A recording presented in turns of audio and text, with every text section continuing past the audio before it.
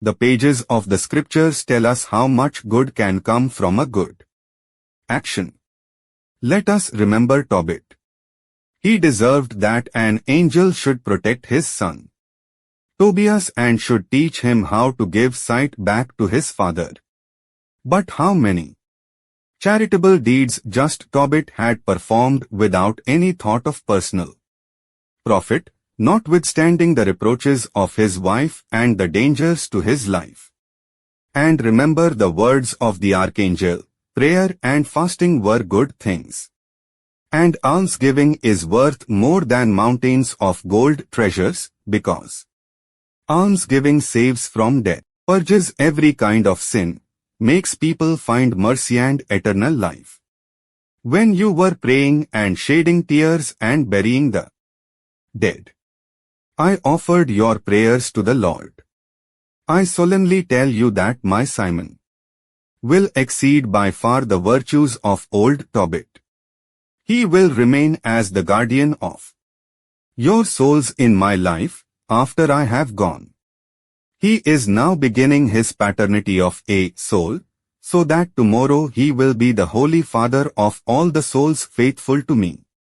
Therefore do not complain. But if one day you should find on your way an orphan, like a bird fallen out of its nest, pick him up. It is not the mouthful of food shared with an orphan that impoverishes the table of the true sons. On the contrary, it brings the blessing of God to that house. Do that because God is the Father of orphans and He presents them to you Himself, so that you may help them by rebuilding for them the nest destroyed by death.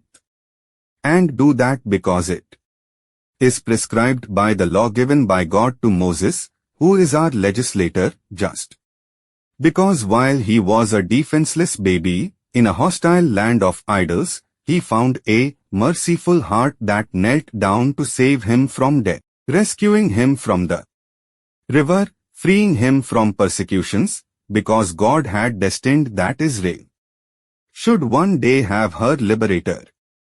An act of piety thus obtained for Israel her leader.